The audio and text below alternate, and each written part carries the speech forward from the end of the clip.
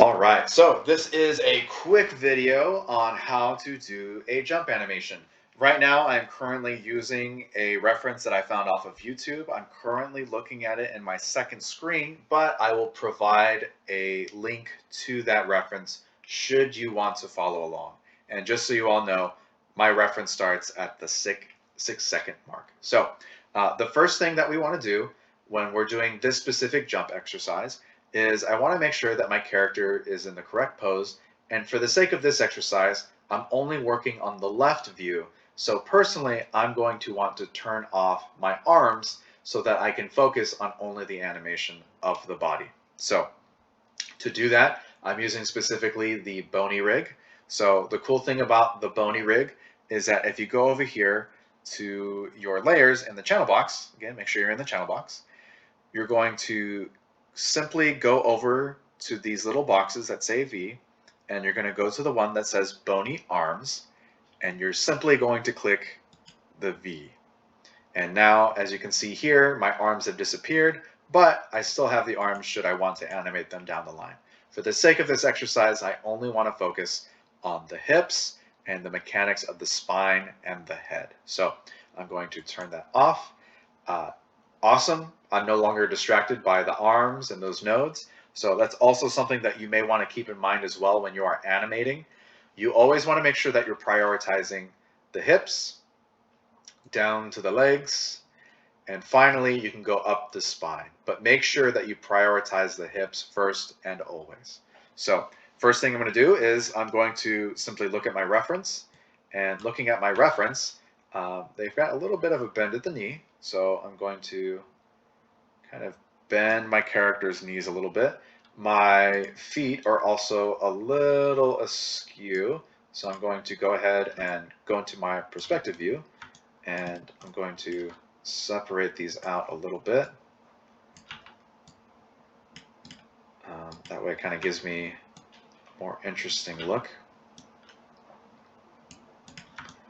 And of course, I also want to take into consideration these knees as well. So generally speaking, and again, this is something that I've learned in life drawing, your knees, generally speaking, will be in the same direction of your feet.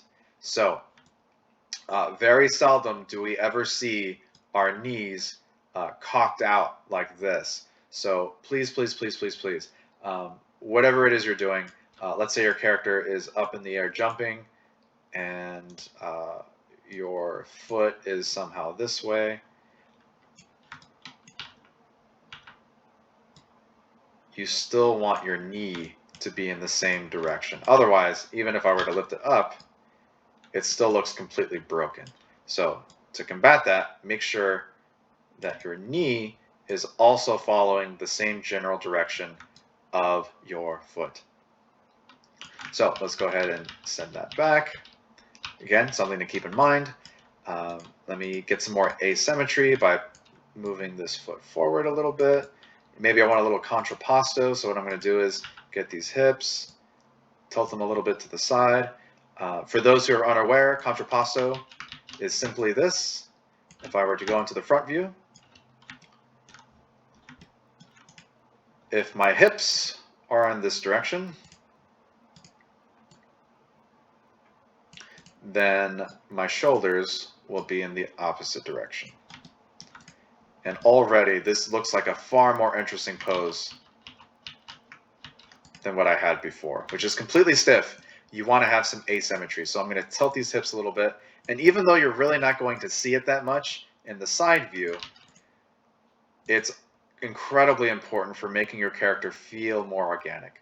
So as you can see, as I'm doing that, it's popping this knee a little bit. I don't want that, so I'm going to select my main controller and I'm going to move this down ever so slightly, and that's going to prevent my knees from popping.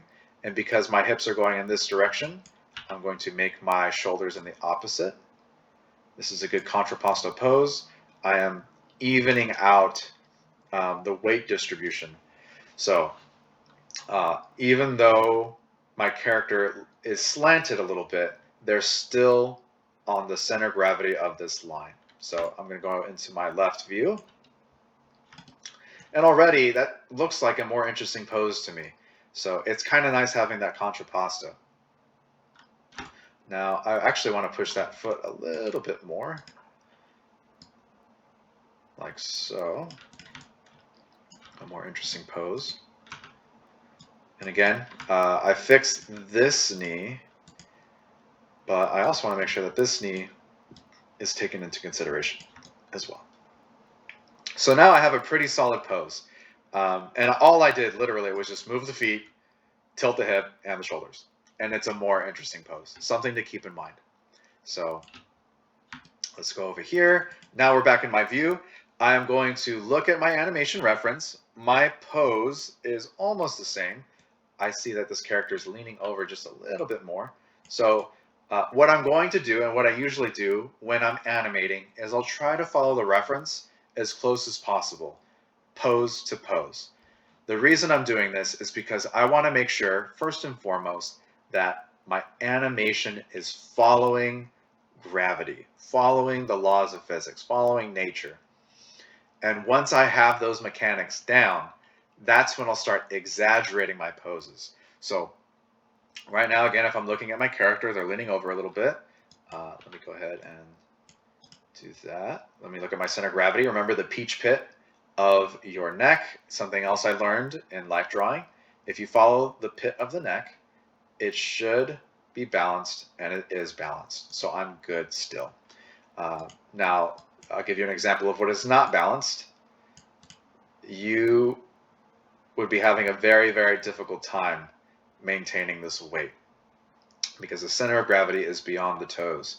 So your character would actually be leaning over, and you would be having a hard time maintaining this pose. So keep in mind, always, always, always try to use the peach pit as a reference. Now that I have that pose in, I'm going to look at my reference really quick. And for those who are unaware, you can use the comma and the period button to go back and forth frame by frame in YouTube. So let me go ahead and do that. I'm in my YouTube reference right now. I'm going frame by frame. I'm going to the next key pose, which is the anticipation. And the anticipation has my character squat down like so. I'm looking at my reference, and I'm also trying to take into account the angles of the reference so that it matches the angles of my animation. Now that I have that, I'm going to try to replicate the angles. And this is another opportunity to utilize something in life drawing. For those who are unaware, if you've ever seen this, sometimes you'll see artists and they'll hold up their paintbrush and they'll close one eye and then they'll just hold up their paintbrush or their pencil at an angle. And what they're actually doing is they're using their pencil or paintbrush as a tool to see the angles of their reference. And they're using that to determine the angles of their drawing. So again, I promise you, not only can you use illustration techniques for animation, but you can also use these animation techniques for better illustrations as well. So if I'm looking at the angle of my pencil, I'm going to try to match that to my reference. It's matched pretty well. Now that I have that, next thing I want to do is I want to fix the spine a little bit. Remember, as you're coming down, force is working against you, so you're probably going to be arching your back a little bit. Remember, you don't want too much because I'm trying to follow the reference to the best of my ability. Again, I'm following my reference. The neck comes up a little bit. Seldom do we ever look at the ground before jumping. Generally speaking, we like to find our destination before we jump there. So if I'm looking here, I'm going to say that my little character is going to be jumping in this general area. So I have that as my, let's see, let's make that my first pose. Actually, you know what? Yeah, this is a good example. Okay, so here's what we're gonna do. As you can tell, silly me, I've made a mistake, but this is really good if you ever make the same mistake as well. I totally forgot to key my first pose. So, worst case scenario, I'm just going to copy all of these controllers, Control C.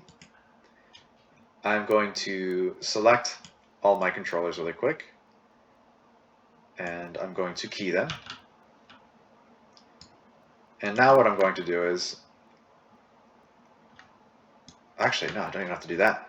I'm just going to copy all of my controllers at this point. Let's see if this still works. And I'm going to Control Z all the way back to my first pose. So I'm going to key this pose. Again, I want some time for the audience to register this pose. So I'm going to hold this pose for about, we'll say 16 frames. And then at 16 frames, I think I'll say 10 frames. I want my character to be in the same location. So what I'm going to do is I'm going to select these again. And hopefully, if I Control V, awesome. It has my controllers, but not the actual animation rig. So worst case scenario, I won't do this again. Oh no, it's not working. Awesome. All right. So everyone remember this. If you're watching right now, please remember I'm going to, I'll edit this video. I'll scrub this. So let me create a brand new scene. Actually, let me see if I can even delete this really quick.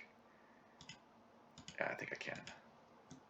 Oh, sweet. Okay, never mind. So worst case scenario, if you make that mistake, just go in the outliner and delete it. So back to our animation. I'm going to, again, remember, this is a lesson, key all your poses.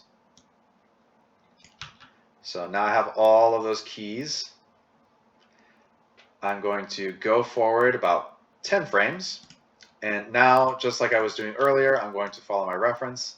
But again, the cool thing is it's very, very easy to follow the second time, now that I've already done it. So I'm going to follow this reference to the best of my ability. Scrunch that back up a little bit. I'm going to move up this neck, move up the head to follow the reference. And looking at the reference really quick, if you look and see, if I were to just turn on my motion trail really quick, so let's go ahead and select my hips. I always want to do the motion trail for the hips first. I'm going to go ahead and, we'll apply to 60 frames, create motion trail. As you can see, it is an immediate drop down. Nothing in nature would actually do this. So your hips are always, always, always moving in an arc. Never, never are your hips going in a directly straight line. So if I'm looking at my reference, I'm going to go again frame by frame in my reference, and I want to see, it looks like the hips are moving forward, which makes sense because momentum is going to be propelling this character forward. So I'm actually going to be moving the character like so on my keyframe. And that actually works perfectly because you can feel the locomotion of the body moving forward. I'm actually going to push that even more. So as you can see, the character looks incredibly balanced, but that's okay because I want the character to actually be propelling forward. Now, if it were up to me, I would be pushing this even further. But again, I want to keep it simple, and I want to keep my keyframes as close to the reference when I'm learning. So now that I have that next pose, I'm actually going to squat the character down a little bit more. Again, I want to push my reference just a little bit.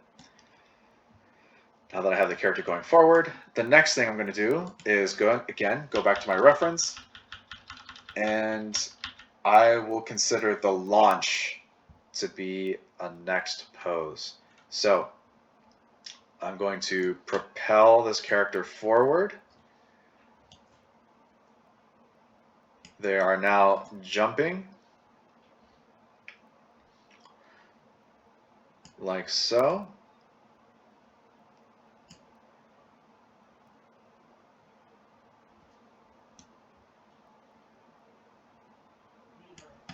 Again, next thing you want to do, the feet are going to be the most challenging. I'm giving you all a heads up.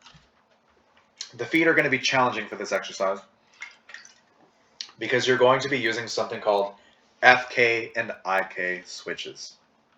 So by this frame, I still want my feet planted. By this frame, I still want them to be planted. So what I'm going to do is look at my feet controllers, and I'm going to see if there's controllers that allow me to stretch out the feet. So I've got this selected. You could, if you wanted to, hand key this, but unfortunately the hand key can be a little weird sometimes. So what I'm going to do is try to use the foot controller to the best of my ability. So again, before I manipulate any of these controllers here, what I want to do is save. So I'm going to save my scene really quick. I'll save it as a Maya binary for this one because the nodes are funny if I work on ASCII. I'm going to save this as Rudy Solorzano, first and last name, name of the assignment, jump, and the iteration is 001. So I'm going to go ahead and save that. And now what I'm going to do is I'm going to mess around with my controllers. So I've got that controller, I've got some interesting foot pose there. I'm going to see if I can do this as well. And as you can see, it just looks really, really weird and broken. So maybe I'll try playing with the actual toes. So let's see, I've got this pose. I'm actually going to want to push this a little bit further. So now my feet are still planted. It looks like a much better pose. It's actually much closer to the reference. Let me drop this down so it's even closer to the reference. And as you can tell, that leg is broken. So I'm going to go in my perspective view. And oh, look how glorious that is. Again, make sure that you're also animating the knees and that they're also following the direction of the foot. So I'm going to move these forward so I don't get awkward poses. There we go. So I've got that forward. I'm going to go back into my side view.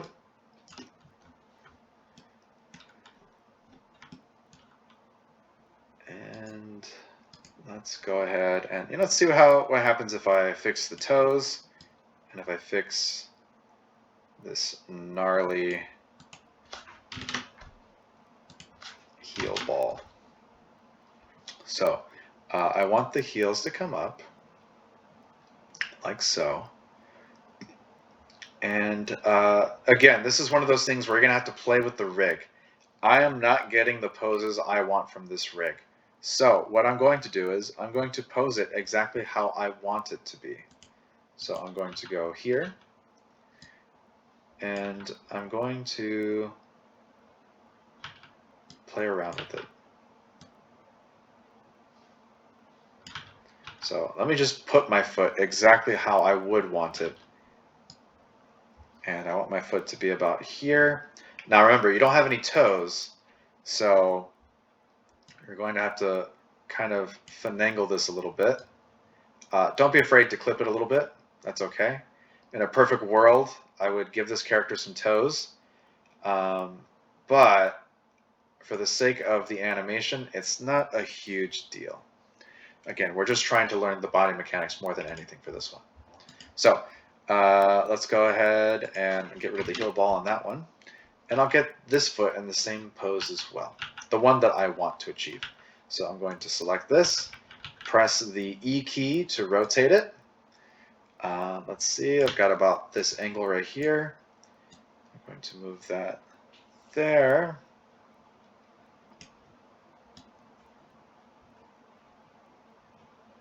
So something to keep in mind as well. Your toes should be launching from the same place. If I'm looking at my toes here, they are not doing that. So what I'm going to do is I'm going to move this foot forward. So that is matching the toes. So remember, the point of rotation should be on the toes. So when I look at these frames, okay, look, the toes are in place.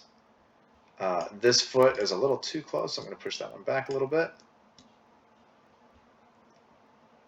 And already that's feeling better. So now that I have the feet in the placement that I want, I have now determined that using the controllers may not give me the exact pose that I want, but I'm able to manipulate the feet individually to give myself the pose that I want. So now I'm going to try to, again, match the reference to the best of my ability. There we go. Now, looking at my reference, I'm getting a nice C curve. So what I want to do is I want to move my character's spine in a way that gives me a nice C curve. And that C curve is like so.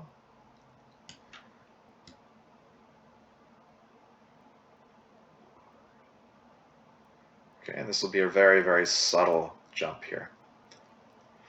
And finally, we're going to be animating the peak of the jump. So I'm going to go into my reference really quick, and I'm going to see the height of this person's jump. Now, it's a very subtle jump, so they're not really going very high. But again, I'm looking at the hips to see what the height is, and it looks like it's not much higher than this.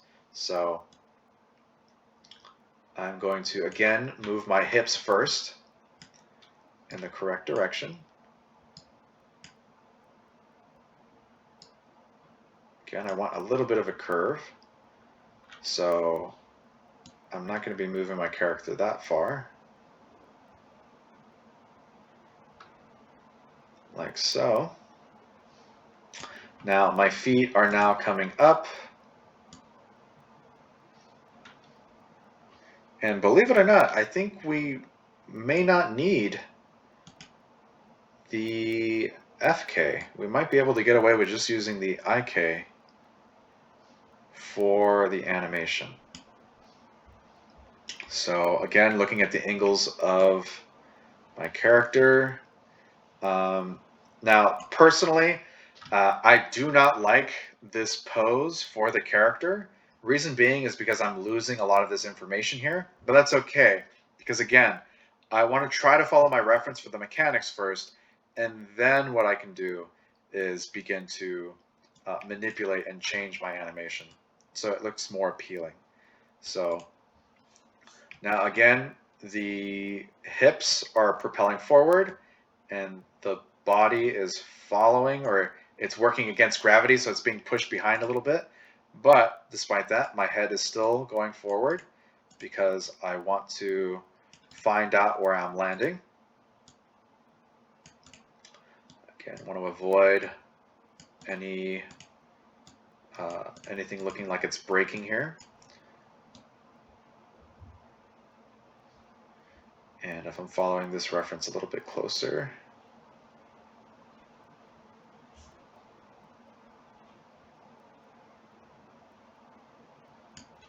okay, so another thing to keep in mind, let me see, let me hide the motion trail really quick. So I'm going to go ahead and hide that. Looking at this, it looks like I didn't move all of my keyframes at the exact place that I wanted. So as you can see, I accidentally animated down here on the timeline a couple frames over, but that's okay, because worst case scenario, I can just hold the shift key, select that, and I can move this back here. So now all of my animation is on one frame. So worst case scenario, oh no, I've accidentally animated 2 frames down. That's okay, because you can just hold down shift, click, and you can move those frames back to the keyframe that you wanted. So now that I have that, I'm on the correct frame, make sure, perfect. So staying on frame 42. And I want to make sure that my hips are in the right place. That looks like a good angle right there. Let's see the spine. The spine's actually coming down a little bit, like so.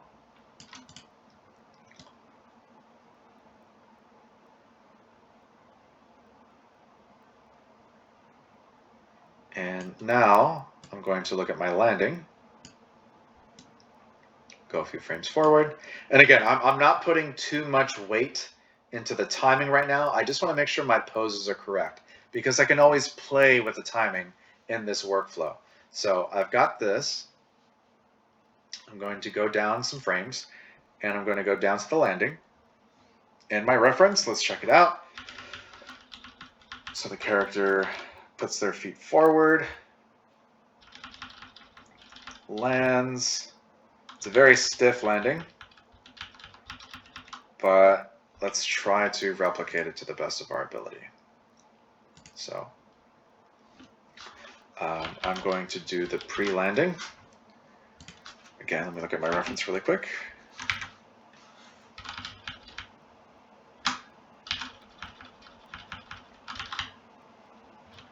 Just a moment. Sorry, it's buffering really quick.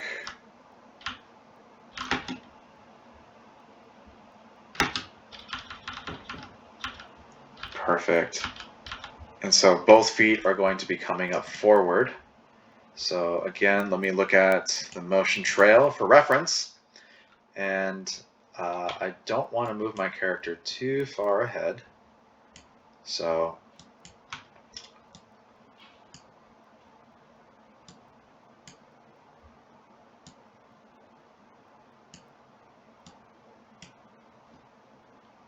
because remember, I want to try to put more spacing closer together at the height of the jump. So as you can see, this is hilarious. But let me go ahead and fix the feet how I would want to see them in the animation. So obviously we got some gnarly pterodactyl legs there. Let me make sure that I move my knee controller forward for both of them because they're both going to be coming down at about the same time. And I actually want this to come down a little bit more because I want my feet to be able to touch the ground here so that the audience can anticipate the character touching the floor. So I'm going to move my character a little bit. Remember, I don't want straight legs. I want a little bit of a bend so that I don't get that snappy motion. Again, making sure that you're in the right frame. I am in frame 53. I want to be in 52. Oh, look, I did that again. Okay, so great example. So worst case scenario, again, if I accidentally go to the next frame, I can just select all of my controllers. And oh, look, I have all of these animated frames on 53. So I'm just going to shift click and I'm going to move these frames backwards. And look, I didn't have to do it again. It's already there for me. So again, I'm going to stay in frame 52. I'm going to move down ever so slightly so I get that slight bend of the knees, just enough where I'm not perfectly straight, but I'm bent enough where it's not going to break. I'm going to get my next foot. I'm going to put it in the pose that I want, like so. And, you know, to put a little bit of exaggeration, it's not in my reference, but I'm going to do it anyway. I want to animate these toes kind of like falling behind because gravity is working against them a little bit. So I'm going to get my toes and I'm just going to kind of have gravity work against them.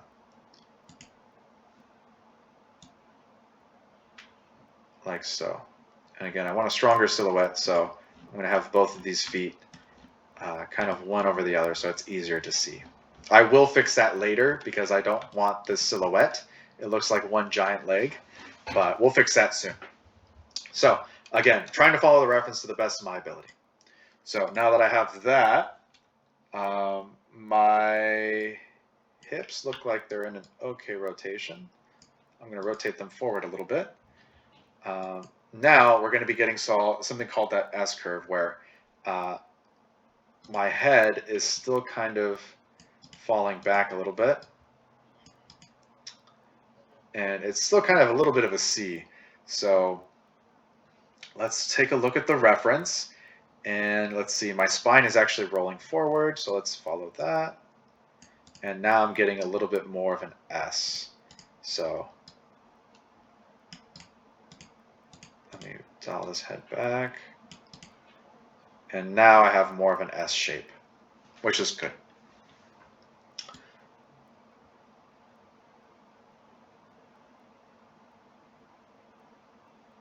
Okay, so I'm taking a look at this.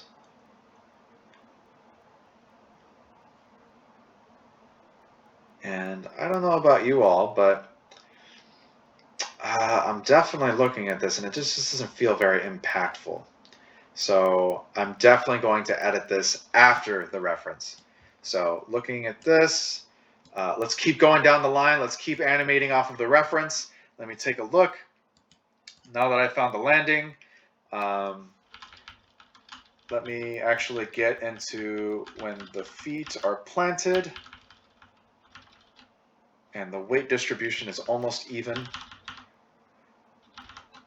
Perfect. So I'm going to stop right there, go to the next pose.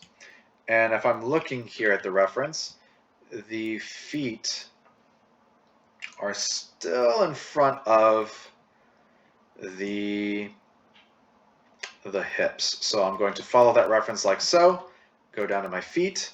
Another easy thing, if you don't want to have to do this every single time, the rotation, is you can actually just go to the rotate X and press 0. And now your foot is automatically flat. And something that I'll do as well, if I don't feel like using the toggle to go back and forth, I'll literally just go to a controller and I'll just press 0. And I'll just start zeroing those out. So I'm going to go here, 0 the X.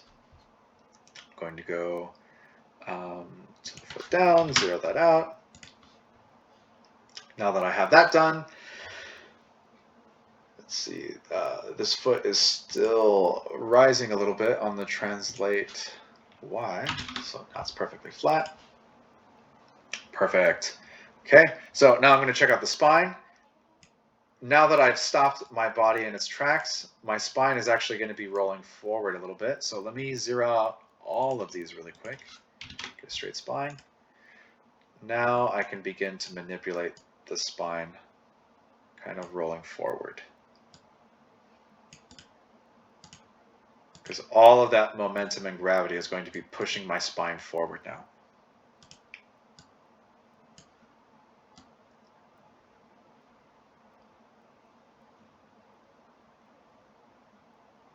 So as you can see, we've kind of already got an animation going. I only have 1, 2, 3, 4, 5. And now finally, let's look at the reference again. I'm going straight up to a stand. And of course, the center of gravity is going to be right over those feet. I'm going to rotate my spine back up.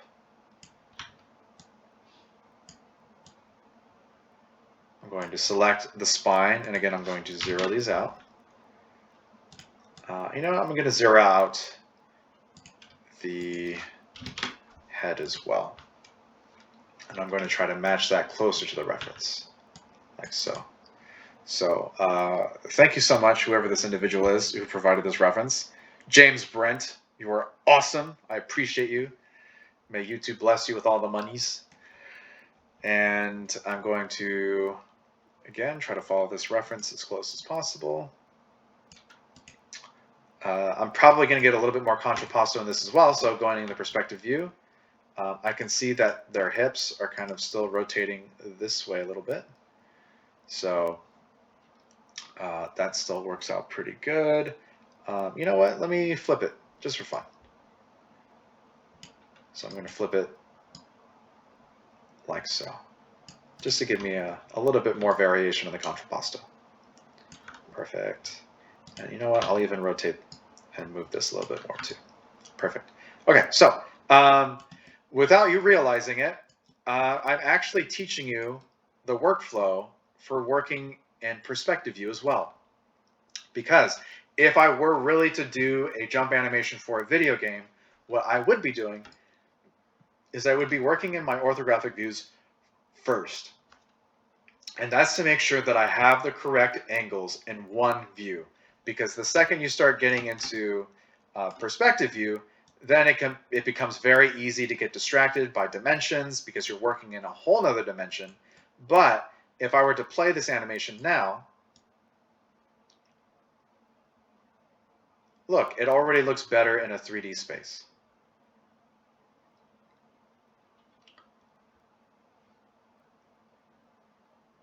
So now that I have that, I have all of my key poses together. And you know what? I don't like them. I want to push them even further. So here's what I'm going to do. First and foremost, this is okay. I think we can go even further than this. So I'm going to squat my character down even further. Again, now that I have the reference, I can start to manipulate the animation how I choose.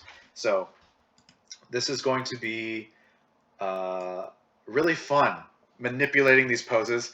And be sure to continue looking at your reference. So I'm still looking at my reference. I'm going to go back and look at the squat. Okay, so the knees are bent. I'm going to bend them a little bit further like I have right here. I also want less of a straight back. I don't like that my back is just kind of like going with the motions of this. So I'm going to kind of give myself a nice little spring here. I want this to be kind of propelled forward a little bit. Move that back a little bit more. So now it looks like my character is ready to launch forward. And I like that. So again, let me make sure that I'm in the right frame. Okay, perfect. Frame 26. And already that's feeling like a better pose. Okay, so now that we have this nice kind of prep, this just feels like a really weak kind of jump. So rather than have my character here, I'm going to push this character further a little bit more.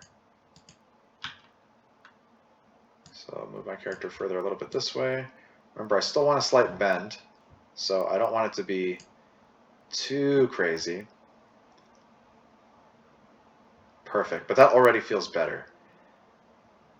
Okay, now, obviously I'm going to want some actual movement forward animating this character. And to be honest, this is just sad. Like, we have this awesome anticipation, and look, okay, I guess we'll just jump that far then. No, let's go further than that. So I've got this gnarly kind of spring and jump. I want to push this character even further. But again, I want to make sure that I'm also abiding by the ball exercise as well. So I'm going to turn back on my motion trail. And okay, so this is okay. But you know what? I want to push this even further. So I'm actually going to push this further than that. Way, way further. Further beyond even this right here.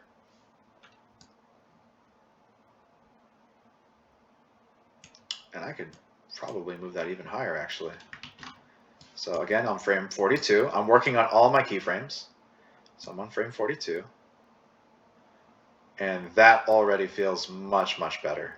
So another thing that you can do is, say for instance, I'm like, I don't feel like actually moving this controller in this way. So one thing you can do is you utilize the graph editor. So I'm going to go to Translate Z, and you see on my graph editor, this is the controller that moves me forward. So I'm going to go and press F. I'm going to hold down the Shift key. Holding down the Shift key prevents me from accidentally moving this back and forth. It still can be done, but it makes it more difficult. So I'm going to hold down the Shift key, and I'm going to move up. And look, I'm able to move almost exactly where I want. So I've got that. And I'm going to push this further as well. So something else that you can keep in mind as well. The reason I'm showing you this is because, let's say for instance, I really want to push this forward. That's great. But as you can tell, I have to manipulate and move every single frame. So to give you a shortcut, here's what we're going to do. I'm going to go back over here, and I absolutely want to move all of these forward at the same time. So that's exactly what I'm going to do. I'm going to select all of these keyframes beyond this point, including this one, and I'm going to move this up. So it's moving my hips with me. And to go back to the translate Y, I can go ahead and manipulate that here as well, like so. Go back to my translate Z. Okay, so perfect. Now that I have this in a good point, this is still in the front now. I don't have to worry about manipulating and changing this further. I can go to the last 2 frames, and now I can push these 2 forward, like so. So here are some tools to help you animate. Again, I generally try to promote animation through specifically the principles of animation to try to stay as true as possible to 2D animation. There's no way that we're going to do that because it's 3D and we're manipulating things and we're not hand drawing things. But that's still something that I want you to keep in mind, especially timing and spacing.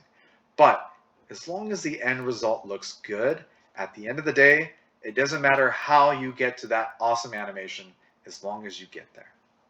So now that I have those controllers manipulated, it's so much easier. I don't have to worry about that. Now, obviously, my animation stops right here. Oh no, what happened? It's because looking at my motion trail, and actually let's name this motion trail hip. And if we go to the channel box, make sure your motion trail is selected. Go to the channel box. And if you click on inputs right here, click on motion trail, you can actually manipulate the motion trail from this box right here. And I'm going to extend this to 75. And in all honesty, your animation should not be longer than 90 seconds. So you know what? Let's make this, 90 frames. Should not be longer than 90 frames. So I'm going to set that at 90, and I'm actually going to change my timeline to 90 so that I'm not tempted to go beyond this parameter. So now that I have that, as you can see, my feet need to be fixed as well. So same thing as the feet, I'm going to go into my channel box or my graph editor, and it's going to be the translate Z, and I'm going to move these forward as well, all together. So let's go ahead. This one still looks good to me, so let's go here, and I'm going to move these both together. So boom. Let's fix these knees first. Definitely going to want to move those forward. And now I can go back to the feet and just move them all at the same time. So I'm going to move these forward by moving them up. Boom. I'm already making this work easier on myself. So let's go to this foot right here. Go to translate Z. I'm going to do the same thing. I'm going to move this forward by moving it down. And again, I want to create a good silhouette. So I want to make sure that you're able to see past everything. And I think there's a really good view for this. Okay, perfect. So pressing number 7. This is a really, really good tool that lets you see the silhouette of your character. So this is a decent silhouette. I kind of like this. I actually want to push this up a little bit more. And as you can tell, like the angles here are pretty much the same. So I'm going to manipulate this a little bit more. So I want to say that this one's dragging. Actually, we'll say that this one's dragging a little bit more. But again, you want to make sure that things aren't breaking either. So I don't want to break that ankle. This is okay. Let's just move the foot or the toe now. So my toe is dragging now. And for this one, we'll say that this is also dragging as well, but further behind. And I'll even move this further up a little bit. Okay, so again, I am not following the reference at all anymore now. I'm exaggerating this. I'm making it more visually interesting. But remember, I am still looking at the reference for guidance when I'm animating this. So we've got this. Let's look at this pose. This one doesn't feel too good either. I don't like that it feels like one leg. So I'm going to go here.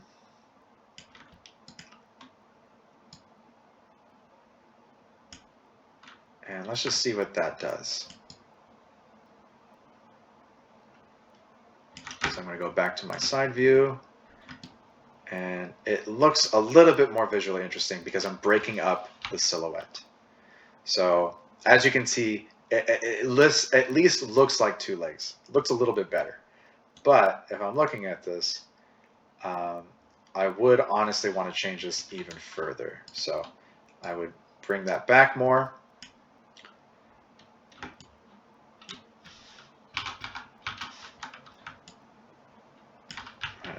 Rotate that leg a little bit more. And now when I'm looking back at the silhouette, it looks like a much stronger silhouette. Oh, so much better. Okay. So now that I have that looking better, I also want to take into account my hips as well, because my hips would not be straight ahead, especially if my foot is leaning that back that much. So what I'm going to do is I'm going to rotate my hip back like so, thus giving me even more dimension. So again, something to keep in mind, I am not just teaching you how to do this tutorial for a 2D assignment. I'm also teaching you this so that when you are actually animating your characters, you're working from an orthographic view that you can later go into a perspective view, a 3D view, and it makes your character even more visually interesting. So this is the workflow that I usually do to create an animation attack cycle or a walk cycle. I'm always keeping these angles in mind. So let's go ahead and look at my silhouette again. Let's go to perspective view, from perspective to left view. Much more visually interesting. I've got this. Obviously, it did not copy all the way. So I'm just going to copy. Oh, also, I'm going to save this just to be safe. Save your animation. So I'm going to really quickly go into my personal work storage. I'm going to save this into the specific file that I want to save it in. We're going to call this new folder that I'm creating. You probably don't see it on YouTube right now. And it's because I'm presenting this in class on Discord. But I am creating a new folder called Jump. And in here, I'm going to create a new folder called Work Files. I always like to keep my files organized as possible. So no matter where I am, no matter where I go, no matter who picks up my animation, they'll know my folder hierarchy. So I'm going to go ahead and save that. It's going to be Jump number 2. I got that saved. Perfect. So now that I have that saved, I can rest in confidence knowing that if I paste this, it's not going to break my animation. So perfect. So I'm going to copy this. I'm going to paste that here. And now perfect. I've got a much stronger pose. And let's fix this foot because I manipulated it a little bit. Remember, I want the toes to match as close as possible, and right now the toes are just way too far ahead. So I'm going to push those back a little bit. Now,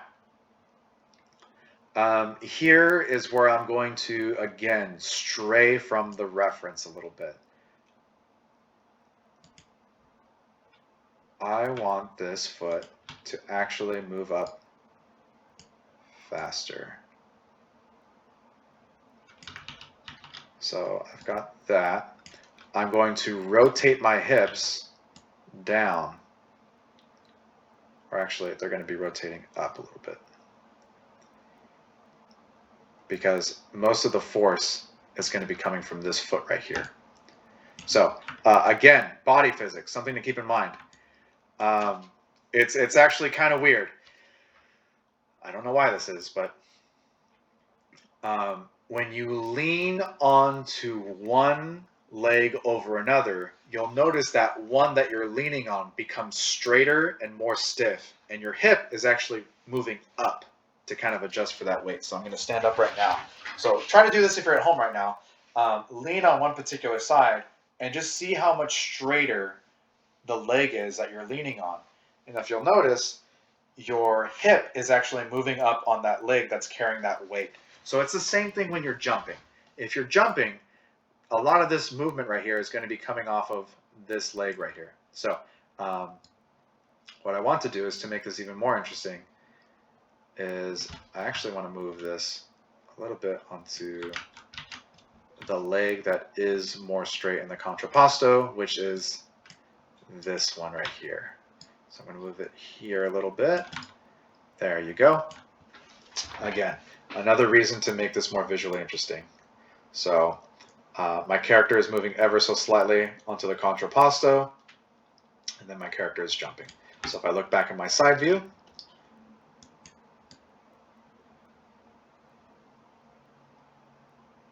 okay, that looks a little weird. It's because the character is staying in the same place.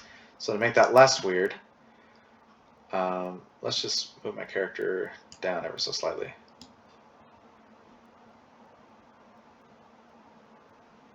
And that looks more visually interesting.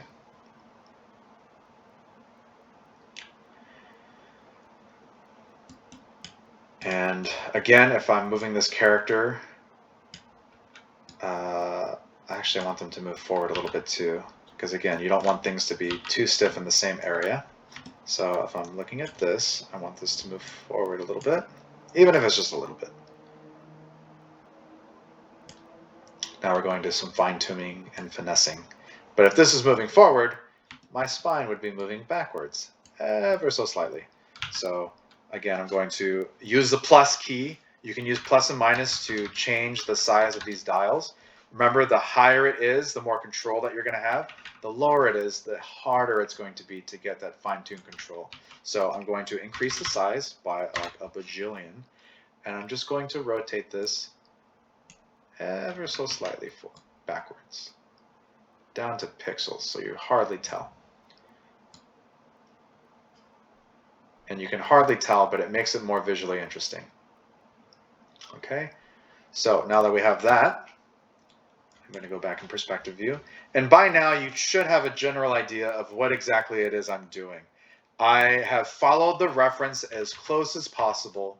I am trying to make it make sense mechanic-wise. And now that I have set up all of my keyframes, I can now go in and start to manipulate and make things more visually interesting. So what I would do now is I would fix some of these knees so it doesn't look like something from Jurassic Park. Let's do that first. Let me fix these legs. Again, you want your legs to be in harmony with each other. So again, just like I was saying earlier, these knees way too far from the direction of the foot. Looks much better now. If I were to go back into my left view, make sure, okay, perfect. I feel like this is a little off balance, so I'm going to move this forward a little bit, like so. And now what I would be doing is I would be adding in my in-betweens and cleaning up this animation. So let's go ahead and start fixing this animation here. So I would come down like so. Obviously, these knees are completely broken, so I'm going to move those forward. As you can see, my silhouette is looking a little bit better, but I want to fix this to the best of my ability. I don't like that this is so broken here, so I'm going to try to, again, make the silhouette more visually interesting. I'm going to press the 7 key. So this looks a little bit broken here. I'm going to, let's see, maybe manipulate this toe a little bit. Perfect. So it's a more interesting silhouette. I would push this further, but again, for the sake of the exercise, I'm just going to try to keep this as easy as possible for myself. So we've got that. The next thing, again, I'm going to do, you all know what I'm going to do, is I'm going to start doing my in-betweens. So I'm going to quickly burn through that really quick.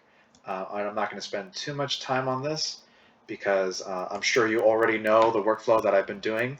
But one thing that I like to do is I like to go in the very middle of my frames, and I like to favor particular sides. So normally you could just go right smack dab in the middle. You don't want to do that though, because then your animation is going to feel samey. It's going to feel stagnant. You want it to have some weight. So I'm going to favor this side a little bit. Remember, taking into consideration your arcs, I should be moving forward. So I've got that. Now, in between these two frames, again, I'm going to go towards the middle. I'm definitely going to be favoring one side over another, but I actually want to dip down a little bit more so that you really feel the character launching into this next jump. So I'm going to do that. Again, remember, you can see very simply, it's looking blocky, but it's starting to morph into an arc. So now that I have these two, again, I want to favor one particular side. I actually want to favor the up pose because I am going to be working against gravity here. So I'm just going to be thinking about the hips first. Remember, I don't care about the feet right now because the feet are going to change depending on where my hips are. So I've got that.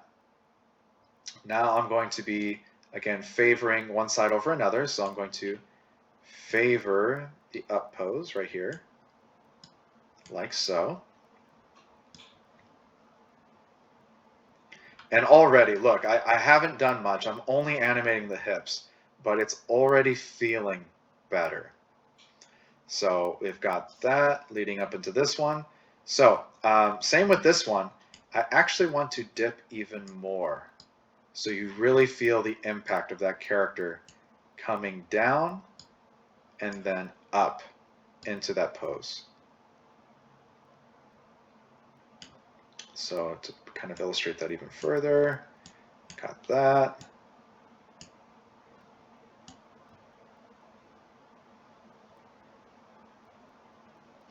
And again, I would play with the timing and the spacing of this as well.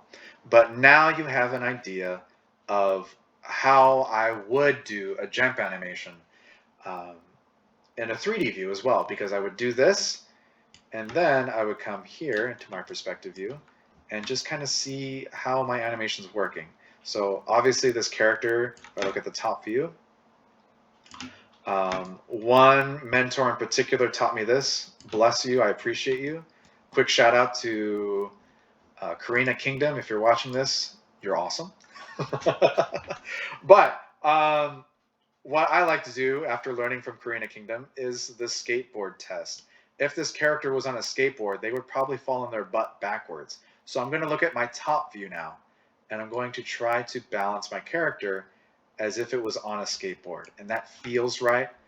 Let's look at the perspective view really quick.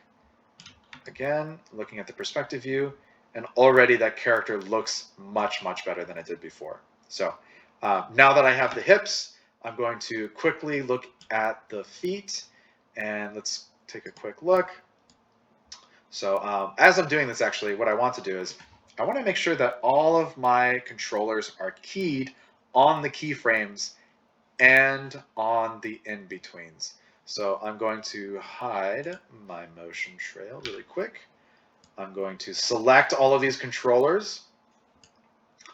And now that I have that done, I'm going to press S on every single frame that I have keyed in my timeline editor.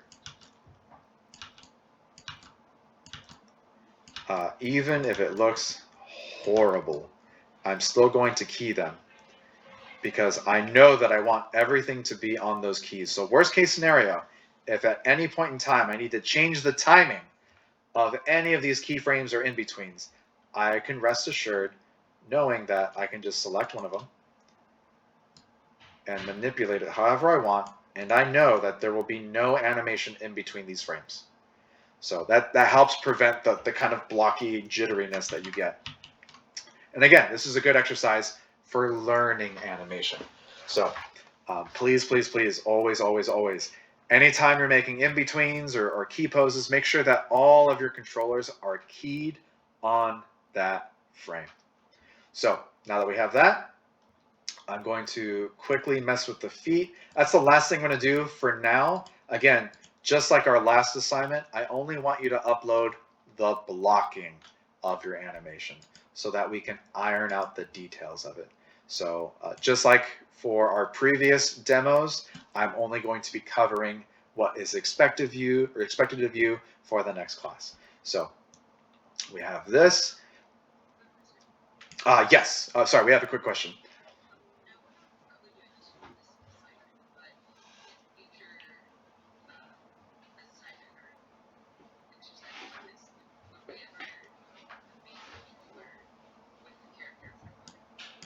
Okay, so great question. So I don't know if your voice is going to carry into the video. I hope that's okay. But someone asked a great question right now.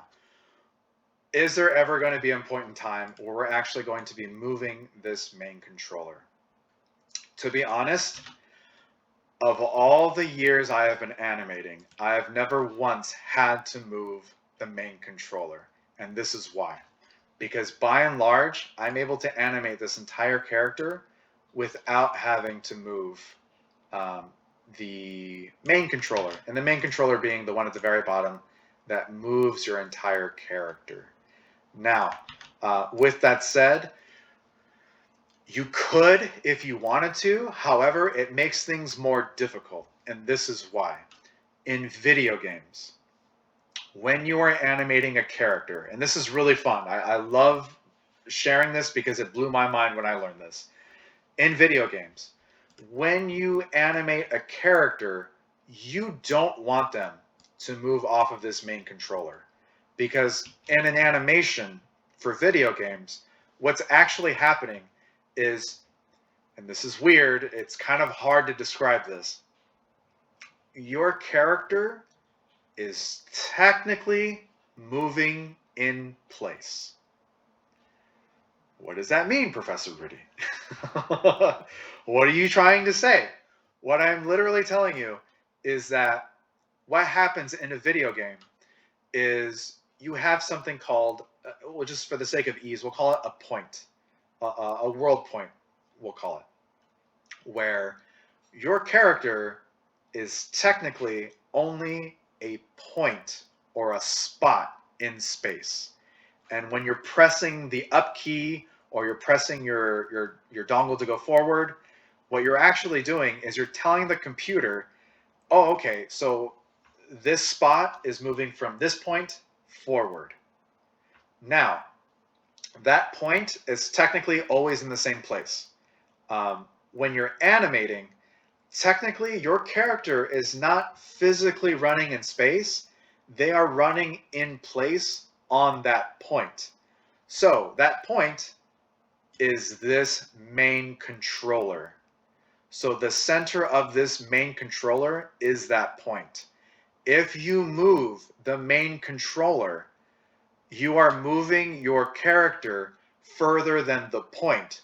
So then your character would be just jetting forward, and then the second you stop, your character would immediately come back for your idle pose. It's incredibly difficult to explain. It'd be much easier to illustrate, but it'll be very easy to illustrate when we do our run cycle animation. So, great question. To answer your question, no. Generally speaking, there will never be a point in time where you have to move this main controller. You could theoretically if you wanted to. However, when we do that, it makes things very, very complicated when we're putting things in engine or if we're animating our character beyond moving that point. Because oftentimes what happens is your character's feet will start slipping or your hips will start slipping forward. It gets very, very weird. So Generally speaking, to answer your question, by and large, no, we don't move our main controller.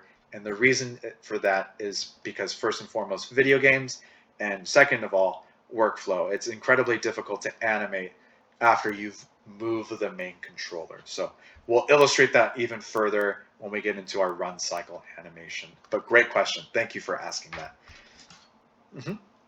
All right, so now that I have that, again, I'm just going to burn through these feet real quick. Let's go ahead and select some of these feet. And again, because I keyed every single one of them, I know exactly where they are in space. So one thing that I want to do is, again, make my feet more visually interesting.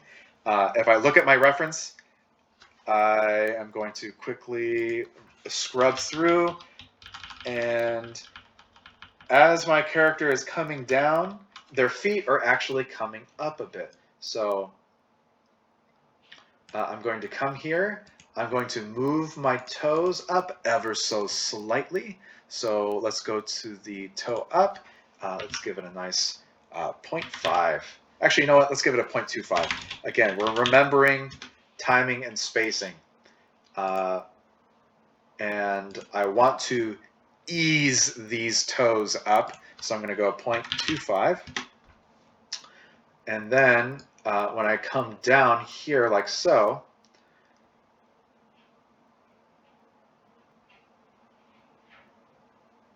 I'm going to lift them.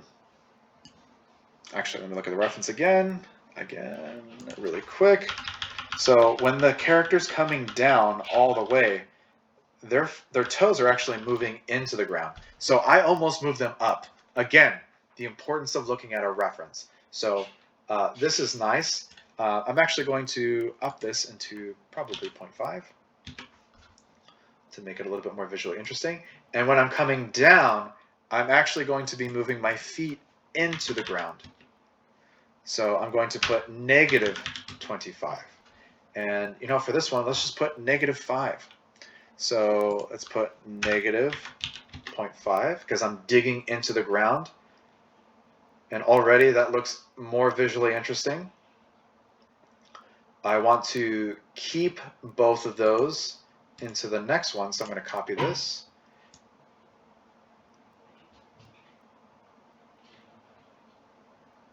And you know what? I'm actually moving down more. I want to push those feet even further. So what I'm going to do is, this one was negative 25 on this side. I'm going to make that a negative 75. Let's see what that looks like. Negative 0.75.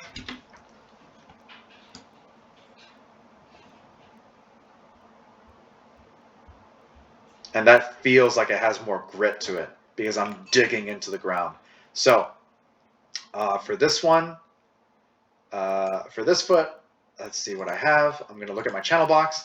I want to dig this even further. If I look into the channel box, it's a 0.5. So you know what? Yeah, this one's coming after. So I'm going to make that negative 0.6. Let's see what that looks like. Again, I'm playing around with the animation here. And again, that actually feels way, way better that I'm staggering it a little bit more. So now that I have that, I'm going to my key poses. This is one of my key poses here. Let's look at the next one. So this is the one I have to follow. And let's see what that eases into. So I'm going from here to here. So I want this foot to drag a little bit in the back. So let me make sure that's the right one. Okay, perfect. So this is the right one. I'm looking from pose to pose. I actually want to make sure that this one feels a little bit slower because I'm going from here to here. So I'm going to ease this one in a little bit. Sorry, make sure I'm on the right pose. Okay, I'm going to ease this one in a little bit.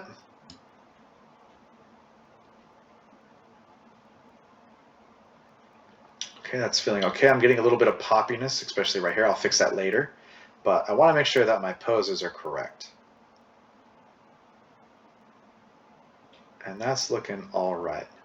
Now, again, I'm working against all this gravity, so I'm going to be kind of rotating down a little bit. And even that toe is going to be dragging. So I've got that. And as you can see, like literally all I'm doing right now, everyone, is I'm just looking at the timing and the spacing of my animation. And I'm just trying to adjust the timing and the spacing to make it feel right. Once it feels right, then I can start manipulating the poses, changing it up a little bit. But as you can see, I'm doing timing and spacing, even on these toes. Very subtle timing and spacing, even on just the toes themselves. So now that I've got that, now I'm going to focus on this next one. Look how dramatic this changes. So from here to here, obviously this needs to come up. So I'm just going to move this up for the sake of having it fixed. So now that I'm here, you can see that I'm making a huge distance here. So again, timing and spacing, I want this to ease into that next pose. But I also want to make sure that my silhouette looks better, because my silhouette just looks super, super weird. So I'm going to move that forward so the silhouette looks better.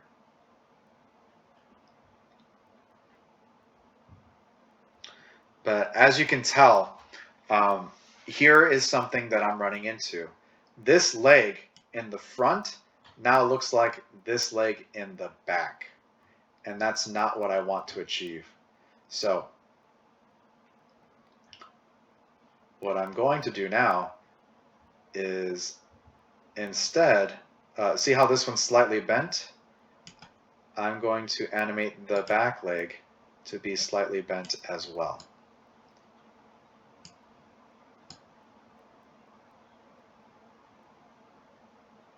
I'm going to ease that bend back a little bit more. Again, thinking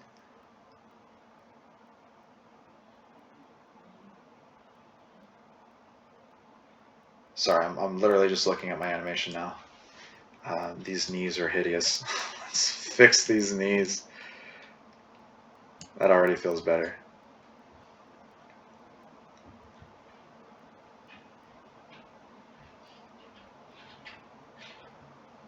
Okay, that actually feels a lot better, because now it's easier to see the front leg moving forward. So even though this feels a little bit confusing, you can track the foot in the front moving forward in space, which is much, much better, as long as you can track where it is going.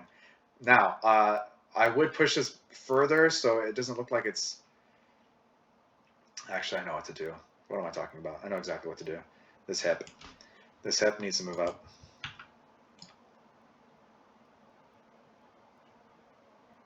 So anytime your foot is leading, it's going to be moving up. So you're going to be tilting your hip up and you're going to be leading forward. Once you lead forward, then your hip is going to be coming down because you're anticipating the impact of that landing. So this is a little exaggerated in my opinion, but again, thinking about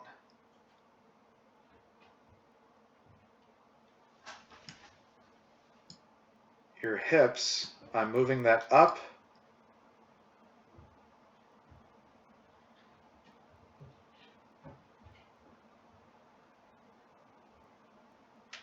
This hip should be moved up as well. So now, even on the hips, I'm thinking about timing and spacing.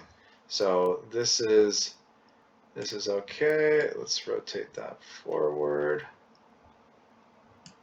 So you got a better angle here.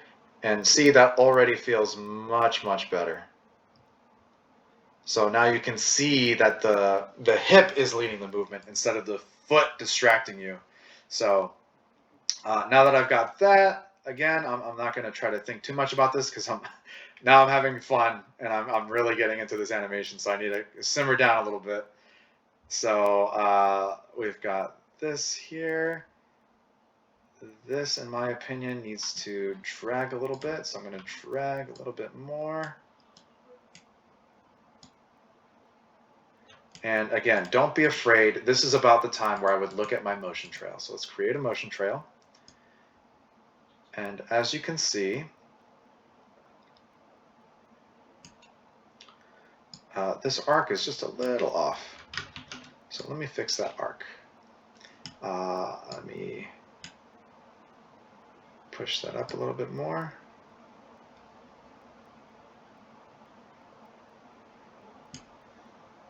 Let me rotate a little bit.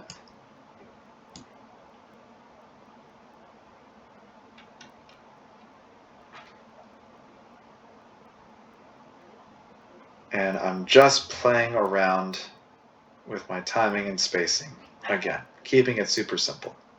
So as I can tell, there's nothing moving here. And oh my gosh, look at that crazy movement. So here's what I want to do.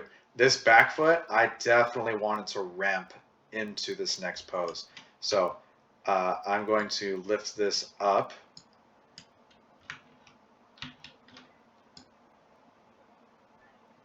So we got this movement here. Let me ease the arc of that a little bit more. Okay, we've got that. I'm moving into this next pose. And now what I want to do is really ramp up the distance of this leg right here. And I'll probably even add another in between right here at some point so I get a better arc. But just see what that looks like. That actually feels decent, but I'm going to delete it for now. I'll add that later. Okay, so I've got that. You know what? Push this even further. Really ramp up the speed and time and distance of that.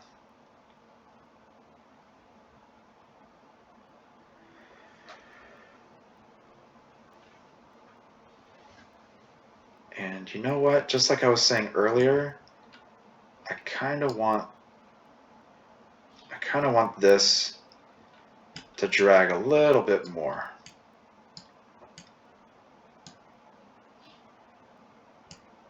So again, I've got a better silhouette. So this foot is going to come forward.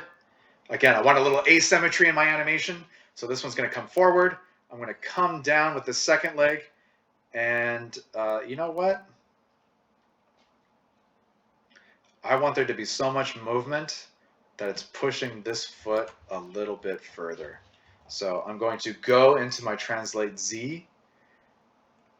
And I want this to actually move forward a little bit. So again, I'm getting a better silhouette out of this.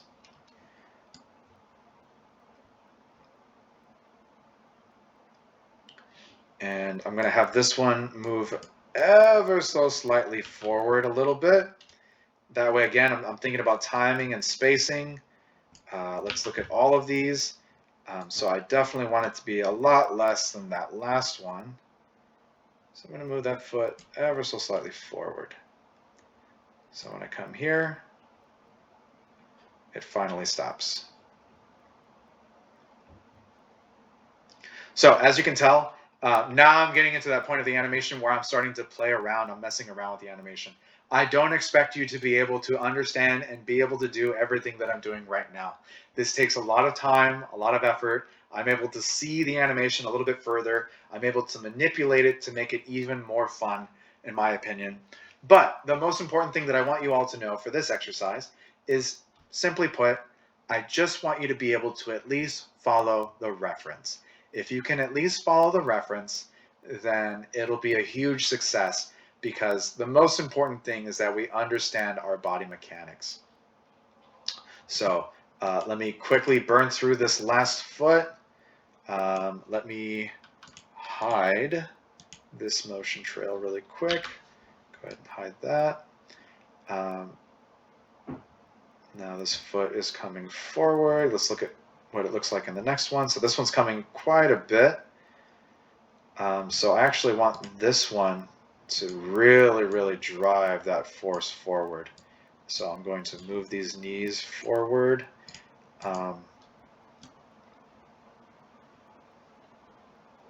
That feels pretty good. Start to move my foot up a little bit.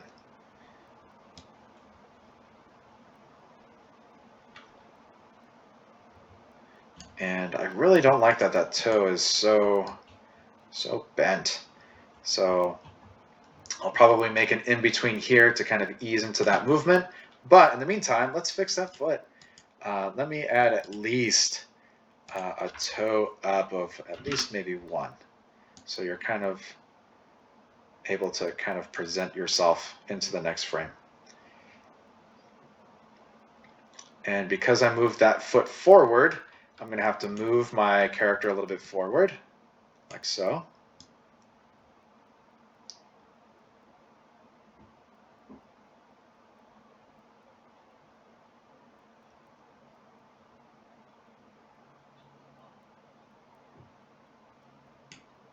And you know what I'm going to do? Looking at these 2 frames,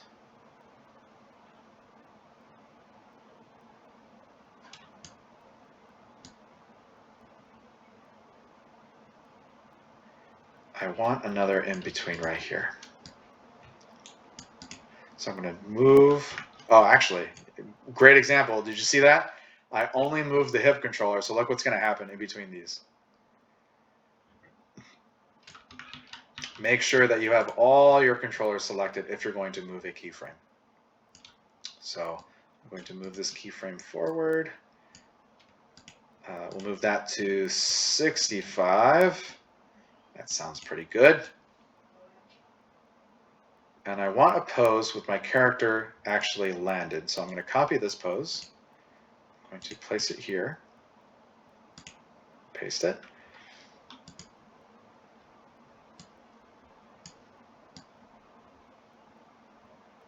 And I want my character to be fully planted. So again, I did the same thing. Actually, no, I didn't. It's good. We just got this random keyframe here.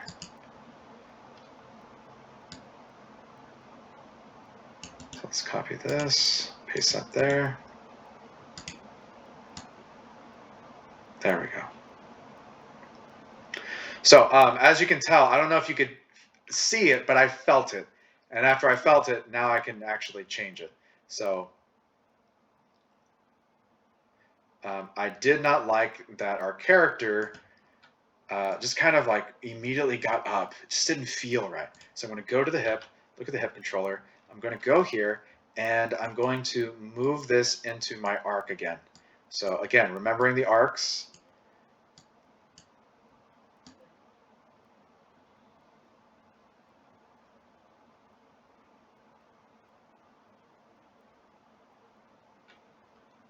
And you know what? I'm actually going to push this down even more.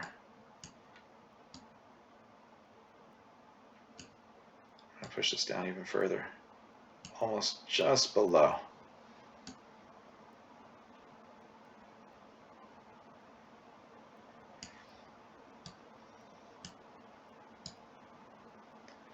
And if I had to, I would add another keyframe or another in between to ease up into this.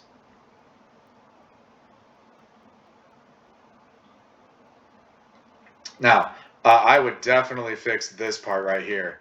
As I'm going to continue to animate this, this feels really, really weird. And I think it's maybe the arcing, the spacing. This is where I would take the opportunity to look at my animation again. Oh, actually, I know what's wrong. I ain't got no C shape.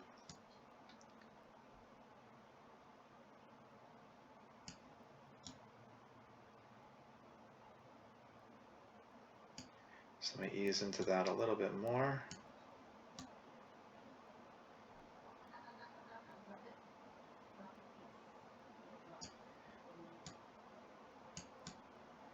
Get that S curve. ease into that. All right, yeah, I feel better. It's still a little blocky, but if I play around with that a little bit more, it'll look much, much better. So again, I feel this is good enough to post for me right now, simply for the sake of this demo. So I'm going to go ahead and turn off my controllers, my nerve curves. I'm going to turn off my hip controller. I'm just going to hide that. I'm going to hide my HUD display in the grid. Again, if you don't know already, to play Blast, you're going to simply make sure that you are in animation. I'm going to go to Playback. Go to Playback. You're going to select the box next to Playback. I'm going to be playing this animation over 90 seconds, and I'm going to add some more frames later on. But for now, this is good enough for me. So I'm going to go ahead. Before I do that, let's make sure that I am in, let's see if I can find the rigging tab. Sorry, it's hard for me to see right now. Some of my options, there you go. Some of my options are covered up. So, oh no, not rigging, rendering. Where is the rendering? Rendering standard, perfect. There we go. Go to render, render settings. I'm going to change my render settings. I'm going to change it to the left view because that's where I'm working from. I'm going to, again, change this to 720. I don't need too much resolution because I'm just trying to render out my animation for feedback. If at any point in time I wanted to make this a demo reel piece, then yeah, I would definitely change it to 1080p at the very least. So I'm going to take a screenshot of this so I can send it to you all. Take a screenshot, save that, perfect. And the last thing I'm going to do is, again, I'm going to go back into animation, select that, go to playback. Let me make sure that I have a decent view of this. I may have to render this again, that's okay. So I'm going to play blast this up to 90 frames. I'm going to set the format to AVI if I'm in Windows. It might be something different if you're in Mac. Encoding, don't need any encoding. Quality is 100. If your file size is too big, you can go no lower than 60. Display size from render settings, do not use from window. I have been noticing that in a handful of assignments, but please remember, animate from render settings, not from window.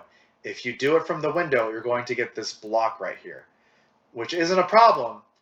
It's only a problem if you're going to be presenting this in a demo reel, because people are going to begin to notice that you don't have a consistent dimension size, and it's going to start making them raise some questions maybe. So I'm going to save this to file. I'm going to find the file location. It's going to be in the same folder that I have my project in, but I'm going to be naming this something else for a folder. I'm going to name this folder Play Blast. So again, you cannot see this right now, but it's super simple. I'm literally just making a folder for my Play Blast. And I'm going to name this my first and last name, the name of the exercise, jump, and the iteration for my Play Blast is just 1, so I'm going to save that. Perfect. I'm going to Play Blast this. And now that I have this Play Blasted, I would upload this to SyncSketch for review. And you know what? Here's what I'm going to do. I'm actually going to upload this for you all to critique. So don't be afraid to give some critique. There is definitely some things that I would fix in this animation. I'm hoping you find them so that it's a better exercise to practice your perceptive skills. So that's it for this demo. Thank you very much for watching. I appreciate it. I know this is a longer format, but thank you for following along. And as always, happy animating, and thank you for watching.